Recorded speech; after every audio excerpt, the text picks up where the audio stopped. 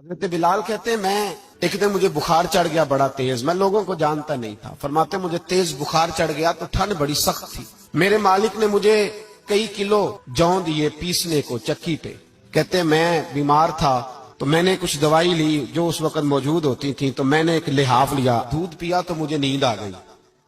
جب میں سویا تو میرا مالک آ گیا، اس نے آ کر کے مجھے سوئے ہوئے دیکھا تو کھینچ کر کمبل اتارا، رضائی اتاری، لحاف اتارا، کہنے لگا اب تیری سزا یہ ہے کہ تو کھلے میدان میں بیٹھے گا، وہاں چکی پیسے گا، اور دوسری سزا یہ ہے کہ تجھے قمیض پہننے کی بھی اجازت نہیں۔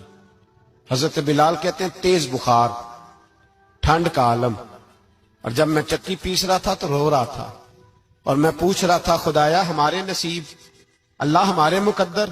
سیدنا بلال حبشی رضی اللہ تعالیٰ عنہ فرماتے ہیں میرے دروازے کے قریب سے رسول پاک گزرے اور مجھے ہائے ہائے کرتے دیکھا تو دستک دی۔ میں نے کہا کون ہے؟ دروازہ کھلے آ جاؤ۔ محبوب اندر آئے تو پوچھنے لگے کیوں رو رہے ہو؟ تو میں نے کہا جاؤ اپنا کام کرو، یہاں دکھ سارے پوچھتے ہیں مداوا کوئی نہیں کرتا۔ کہتے ہیں میں نے سخت جملے کہے معاذ اللہ، حضور چلے گئے، اور جب حضور جا رہے تھے تو میں کہہ رہا تھا بس جا رہے ہو نا، میں نے پہلے ہی کہا تھا جاؤ۔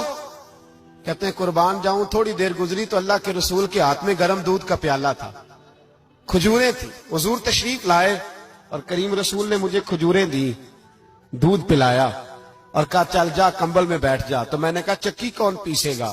وہ تو بڑا مارے گا۔